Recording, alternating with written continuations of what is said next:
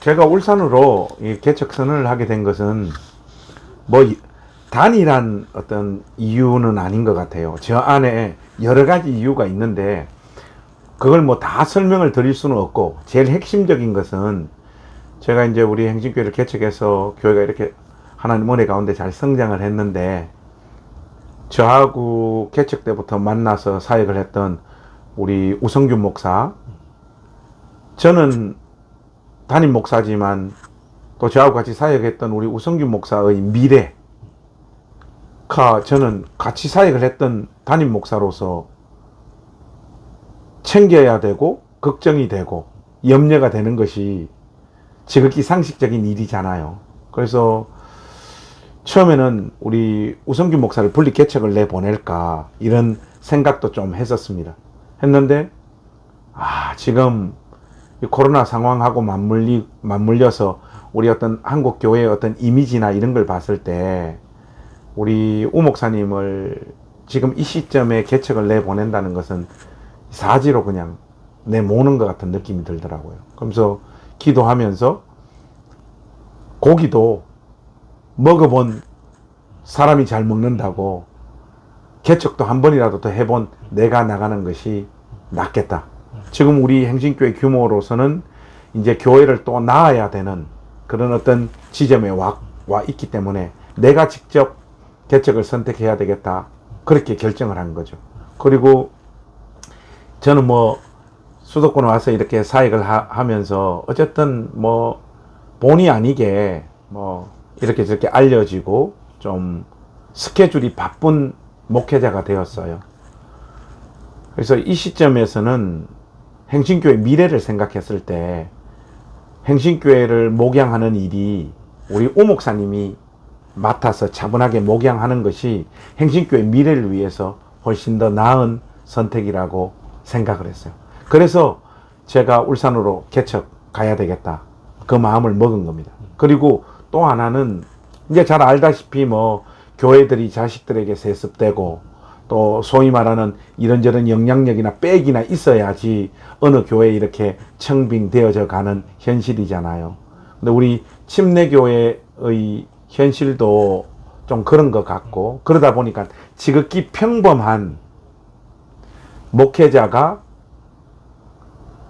어느 교회에 청빙되어져 안정된 교회에 청빙되어 가는 일들이 거의 불가능한 현실이 되어버린 것 같아요. 그리고 그렇다 보니까 이제 저 마음에는 저도 바닥에서부터 고생하면서 여기까지 온 사람인데, 마음에 교단에 대한, 제가 소속한 침례 교단에 대한 어떤 책임감 같은 거, 지금 이 시점에서 행신교회를 더 성장시키는 것보다는 내가 울산으로 가서 자립한 교회를 하나라도 더 세워서 우리 후배들에게 목양할 수 있는 교회를 하나 더 물려주는 것, 그것이 저의 마지막 침례교회 목사로서의 역할이지 않을까, 이런 판단들 때문에 울산을 가게 된 겁니다. 근데 이제 이런 것들은 저 마음에 있었던 생각들이었기 때문에 교인들은 아무도 몰랐죠. 그래서 그걸 이야기를 했을 때 교인들의 충격이라고 하는 것은 뭐 어마어마했죠. 막 울고 나 이제 교회 안 나오겠다, 막 절대로 안 된다, 이런 사람들 많았고요. 막 전화해가지고 저 힘들게 하는 분들 많았어요. 그래서 그분들 만나서 밥 같이 먹으면서 저의 진심을 이야기하고 달래고, 그래서 대부분의 사람들을 많이 달랬는데 아직까지 그 마음에 그 상처들, 힘들어하는 분들이 아직도 계세요. 그래서 그분들 제가 내려갈 때까지 저의 좀 진심을 이해를 해달라. 내가 어떤 큰 교회 청빙대가 가는 것도 아니고 내 어떤 꿈을 이루기 위해서 가는 선택이 아니지 않냐 하니까, 그런 것은 다 알지만 그 인간적인 섭섭함, 또 저하고 여기서 정들었던 사랑을 나누고 주고 했던 그 경험들을 떼기가 참 굉장히 고통스러운 것 같아요. 그래서 저는 담임 목사직을 내려놓는 것은 별로 안 힘들었어요.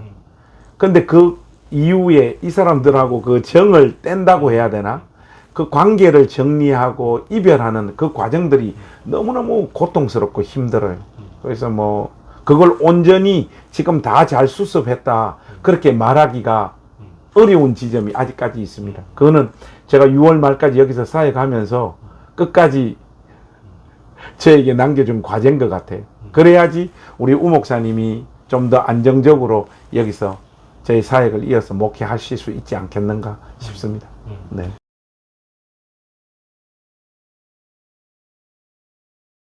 목사님 지금 말씀 중에 이제 보통 이제 이 정도 규모를 키우면은 네. 담임 목사가 이제 스스로 내려오는 경우는 거의 한 가지였거든요. 한 가지 이유. 네. 보다 큰 이제 교회로 이제 청빙되는 네. 요 수순의 경우 빼고는 네. 뭐 개인 신상의 어떤 뭐 건강상의 이유가 있다든지 네.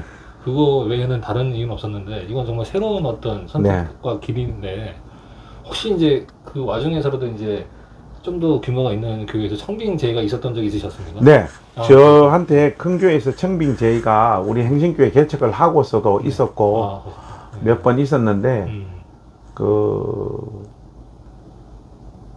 저하고 맞지 않는 옷이라고 생각해서 저는 가지 않았어요. 그래서 만약에 제가 가진 어떤 스피릿이나 목양하는 어떤 방식들이 그 교회에 갔을 때 나도 유익하고 그 교회도 유익하다고 생각했을 때는 제가 응했겠는데 제가 가진 어떤 기본적인 신학적인 어떤 결이나 컬러 그리고 지향하는 교회의 어떤 모습들이 저를 청빙하고자 했던 교회하고는 맞지 않았어요. 그래서 저는 그거 거부하는 일에 있어서도 별로 그렇게 큰 어려움은 없었습니다. 이거는 나하고 맞지 않는 옷이기 때문에 가게 되면 내가 다치든지 교회가 다치든지 아니면 둘 다 다치든지 서로 유익하지 않을 거라고 판단했고 심지어 거기가 이제 외국이었는데 강남에까지 오셨죠. 청빙위원장이. 그래서 만나서 목사님 그래도 오셔야 된다 이런 일들이 있었는데 제가 거절했고 우리 그냥 행신교회를 세우는 일들에 더 집중했죠. 네. 재미나는 현상은 뭔가 하면 제가 그래도 참 우리 이 한국교회 권속들 성도들의 어떤 참 마음이 참 귀하다라고 느끼는 게 뭔가 하니까 제가 울산 청빙 선언을 하고 난 다음에 우리 교회에 오려고 마음을 먹고 있었던 사람들이 굉장히 많이 고민을 했대요. 저 교회 가려고 했었는데 올해부터 목사님이 갑자기 울산을 간다고 선언을 해봐. 둘째 주에. 그래서 고민을 많이 했는데 그래도 그런 어떤 스피릿이나 이런 것들이 남아있지 않겠는가. 우 목사님에게도 분명히 그런 것 있지 않겠나 싶어서 청빙 선언을 하고 난 다음에 새 가족들이 지금 더 많이 우리 교회 오시고 등록하고 있는 상황입니다. 그건 아이러니네요. 네, 굉장히 그런 것들을 보면서 네. 참 사고가 우리 목회자들이 생각하는 것보다 성도들이 훨씬 더 성숙하다 이런 것들 많이 이렇게 느끼고 있죠.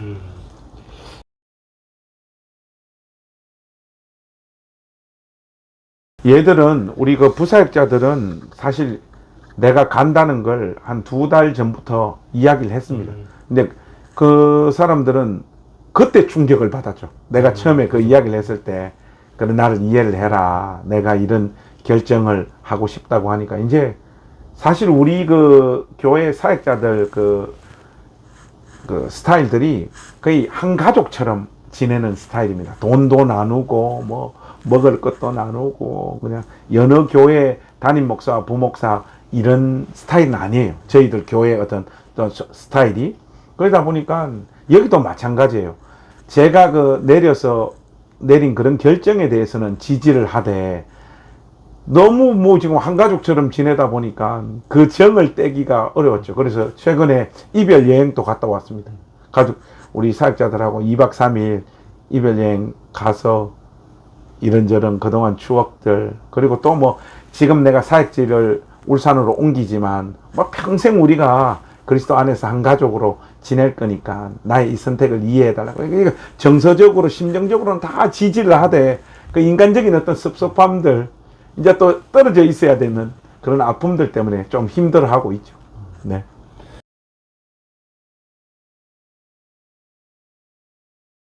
어떤 만남이 있었을까요? 저는 뭐 지금 울산 간다고 해서 이분들 뭐 만나고 이런 것보다도 우리 교회 참 주중에 그런 분들이 많이 찾아오세요.